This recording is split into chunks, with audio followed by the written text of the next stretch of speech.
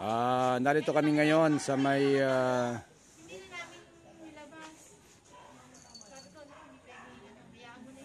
Duckville Farm para magkaroon ng pagtitipon.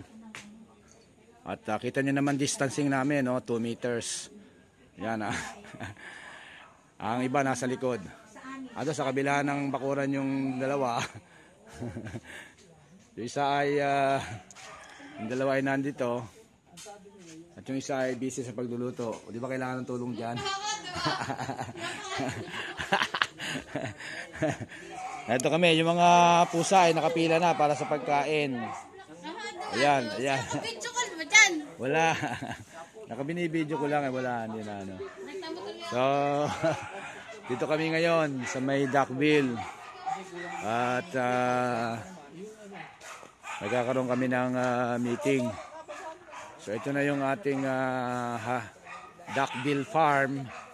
Ito yung entrada natin. Kailangan ay magsawsaw sa dito para ma-disinfect dito sa footbath ng 5 seconds daw. 5 seconds para talagang bumaba yung bakterya o mawala yung bakterya. So ito yung aming farm dito. Bawal pumasok basta-basta kasi nga iniingatan natin yung ASF. At kailangan magsawsaw ka ng paa mo dyan ng 5 seconds man lang bago ka pumasok. Ayan, dumadating na yung ating Reyna. Reyna, kasi kasama mo. Wala kang kasama? Andun pa. Okay, dito naman tayo sa kabilang bakod. Ito yung kanyang mga magagandang halaman, no? Sa mga gustong bumili, kontakin nyo lang ako para, ayan, 5 seconds daw ang sausaw. Ito na yung kanyang mga halaman ipinagbibili. Magandang maganda yung kanyang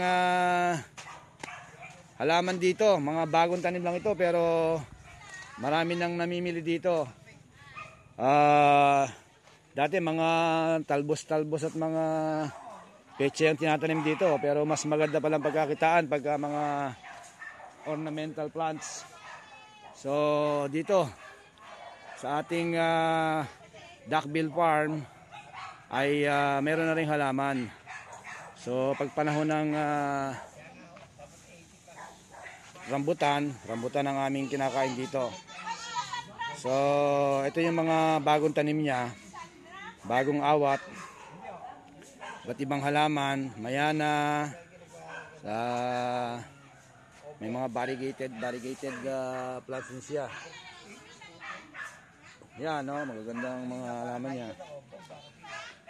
Doon kami sa kabila magkakaroon ng meeting.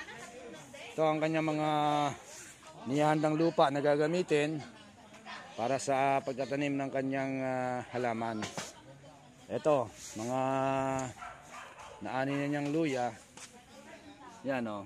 Tatanim na niya yung iba. Tatanim na rin niya yung iba. Yung mga balding lalagyan niya ng mga bagong pananim, yung madalaki. Nyog. Ito, mga nyog na palalaki yung lalagay sa balde. Yan. Meron din siya ditong kuya, ano ba itong ano na to? Lemongrass ba to? Lemongrass. Yan, o.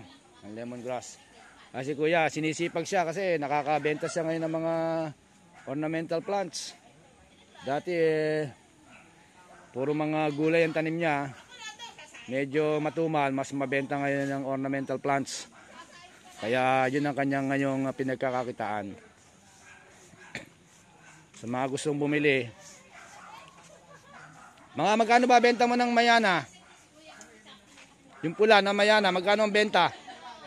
50. Pag maramihan, ganun pa rin. O sige, 50 ang isa pala nitong mayana, yung magaganda. Bali, malaki naman yan, o. Malalaki naman yung kanyang mga paso. Ayan, o.